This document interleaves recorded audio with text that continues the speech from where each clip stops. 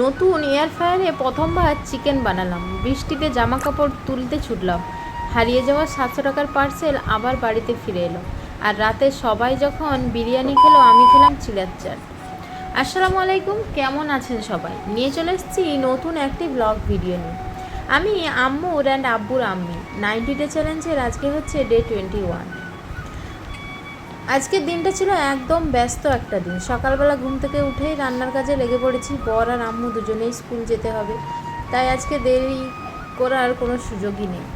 বাজার বার, তাই মাছ নিয়ে এসেছিলো, মাছ ভাজা করতে বসিয়েছি। আর নিজের জন্য লেবু পানিটা খেয়ে বরকে লেবু পানি দিয়ে দিলাম। ওদিকে কিন্তু ছেলে খেলা করছিল। এরপর আম্মুকে স্কুলের জন্য রেডি করে দিলাম। আজকে আবার ওর স্কুলে ড্রয়িং এক্সাম আছে, তাই ওকে স্কুল দিয়ে আসলাম। ছাদে দেখছি আজকে ভালোই রোদ বেরিয়েছে, সেই জন্য বেশি দেরি না করে জামা কাপড়গুলো সব ছাদে রোদে দিয়ে আসলাম। এদিকে পাপা আমার ঘুমিয়ে আছে, সেই ফাঁকে আমি পার্সেলটা তোমাদের সঙ্গে শেয়ার করছি। যদিও বা আমি এই পার্সেলটা আগে নিয়েছিলাম, আর এটা কিন্তু রিটার্ন করাটা তোমাদের সঙ্গে শেয়ারও করেছিলাম, যেটা কিনা বাই পোস্ট করেছিলাম।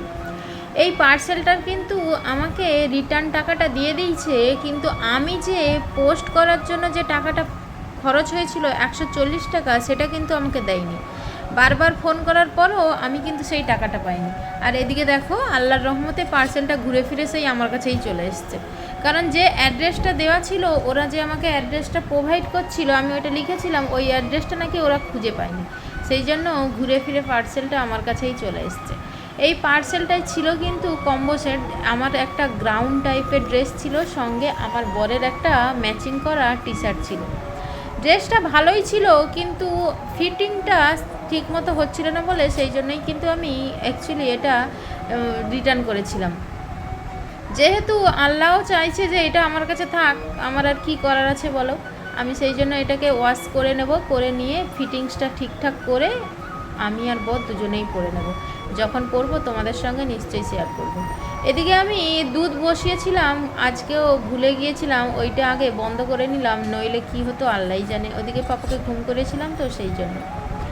কালকে করা একটু সবজি ছিল, বর স্কুল যাওয়ার সময় আমি গরম করে দিয়েছিলাম, কিন্তু আমার বরের তো বাসি সবজি আবার খেতে পছন্দ নয়, সেই জন্য বর আর খায়নি। আমি ভাবছি ওইটা গরম করে আমি নিজেই খেয়ে নেব।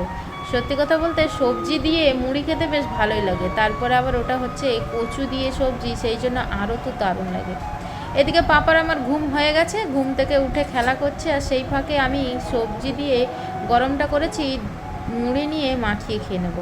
আমার মতো কার কার এই সবজি দিয়ে মুড়ি খেতে পছন্দ লাগে কমেন্টে কিন্তু জানিও। এদিকে পাপাকে সামান্যখানি মুড়ি দিয়েছি, ওইটা নিয়েই খেলা করবে, আমি তারই ফাঁকে নিজের ব্রেকফাস্টটা সেরে নেব। আমার পাপা যদিও বা এই মুড়িগুলো কিন্তু তুলতে পারে না, এই তুলতে গেলে হাতে থেকে যখন ফসকে যায় তখন কিন্তু ওইটা নিয়ে বেশ ভালোই মজা করে। এইবার আসি আমার সবচেয়ে এক্সাইটিং পার্টি। কিছুদিন আগে কিন্তু আমার অপেক্ষার অবসান ঘটেছে। কালকেই কিন্তু আমি যে এয়ার ফ্রায়ারটা অর্ডার করেছিলাম সেটাই চলে এসছে। নতুন জিনিস হাতে পেয়েই বসে থাকলে তো আর হবে না, তাই জন্য ভাবলাম প্রথমে একটা রেসিপি ট্রাই করে দেখি। ফ্রিজে চিকেন ছিল, তাই চিকেনটা বের করে প্রথমে ভালো করে ধুয়ে নিয়ে আমি রেখে দিলাম। আর ওইদিকে হচ্ছে গোসল করার জন্য পানি ছেড়েছি, আর এদিকে দেখো বৃষ্টি শুরু হয়ে গেছে। সত্যি কথা বলতে এই বৃষ্টি যখন শুরু হয়, আমি নিজের জানটা হাতের মুঠিতে নিয়ে কিন্তু ছুটতে ছাদে গিয়েছিলাম, কারণ আমার জামা কাপড় সব রোদে ছিল, তোমাদেরকে দেখিয়েছিলাম। এদিকে আম্মুকে কিন্তু স্কুল থেকে নিয়েও চলে এসেছি, আর বাইরে কি হারে বৃষ্টি হচ্ছে সেটা তোমরা নিজেদের চোখেই দেখে নাও। আমি যে চিকেনটা বার করে রেখেছিলাম সেটাই ম্যারিনেশন করতে লেগে পড়েছি, যাতে কিনা দিয়েছিলাম 2 চামচ মতো টক দই, সামান্য পরিমাণে হলুদ গুঁড়ো, লঙ্কার গুঁড়ো, সামান্য পরিমাণে লঙ্কার গুঁড়ো, আর সঙ্গে হচ্ছে একটু লেবুর রস। আমি এতে কিন্তু গোলমরিচের গুঁড়ো ছিল না বলে গোটা গোলমরিচকে ভালো করে থেতে নিয়েছিলাম, ওইটা দিয়েছি, আর আদা রসুনের পেস্ট দিয়েছি। এটা দিয়ে ভালো করে মাখিয়ে নিয়ে, আমি তেল খাবো না বলে সেই জন্য বাটার দিয়েছি, যেহেতু ডাইটিং করছি তোমরা তো বুঝতেই পারছো। এদিকে আমার ম্যারিনেশনটা হয়ে গেলে আমি ওইটাকে ফ্রিজে রেখে দেবো, কারণ ফ্রিজে যতক্ষণ তুমি এটা রেস্টে রাখবে টেস্টটা কিন্তু ততটা দুর্দান্ত হবে, যেটা কিনা তোমরা খুব ভালোভাবেই জানো। ওদিকে আম্মু বড় হয়ে গেছে, কারণ নিজে নিজেই গোসল করতে লেগে পড়েছে। সত্যি বলতে দেখতে দেখতে বাচ্চাগুলো যে কীরকম বড় হয়ে যাচ্ছে আমি নিজেও বুঝতে পারছি না। আজকে দুপুরে আমার লাঞ্চে কিন্তু খুব সিম্পল ছিল। একটুখানি পাঁইচার ঝোল নিয়েছিলাম আর একটা মাছ ভাজা নিয়েছিলাম, এটা দিয়েই দুপুরের লাঞ্চটা সেরে নিলাম। ডায়েটিংয়ের মধ্যে খুব বেশি কিছু না খেয়ে যতটা সম্ভব পরিমাণটা কন্ট্রোল করে খাওয়ার চেষ্টা করছি। আর এইভাবে খেয়েই যে কতদূর কি আগাতে পারবো সেটা জানি না, বাট চেষ্টাটা চালিয়ে যাচ্ছি। বিকেলে ঘুম থেকে উঠে এবার ম্যারিনেশন করা চিকেনটা বার করালাম। কোটিংয়ের জন্য নিয়েছি প্রায় 4 চামচ ময়দা, 2 চামচ কর্নফ্লাওয়ার, সামান্য বিট নুন আর একটুখানি লঙ্কার গুঁড়ো। সব কিছু ভালো করে মিশিয়ে নিয়ে এবার এক এক করে চিকেনের পিসের মধ্যে দিয়ে ভালোভাবে কোট করে নিলাম। এয়ার ফ্রায়ার চালানোর সময় কিন্তু একটা জিনিস ভালোভাবে মনে রাখতে হবে, এয়ার ফ্রায়ারটা আগে প্রায় 3 মিনিট 180 ডিগ্রিতে আমি কিন্তু প্রি হিট করে নিলাম। আসল কথা কি বলো তো, আমি তো অয়েল ব্রাশটা অর্ডার করেছি কিন্তু সেটা এখনও পর্যন্ত আমার কাছে এসে পৌঁছায়নি। সেই জন্য আমি হাতে করেই ভালো করে তেলটা বাস্কেটে ছিটিয়ে নিলাম। এরপরে 180 ডিগ্রিতে 10 মিনিটের জন্য টাইমটা সেট করে দিয়ে আমি চিকেনের পিসগুলো বাস্কেটের মধ্যে এক এক করে সাজিয়ে দিলাম। ভালো করে সাজানো হয়ে গেলে উপর থেকে আমি হাতে করে তেল নিয়ে একটু দিয়ে দিলাম, কারণ ওই যে আগেই বললাম ব্রাশটা এখনও পর্যন্ত এসে পৌঁছায়নি। অর্ডার তো করে দিয়েছি, কবে আসবে কে জানে।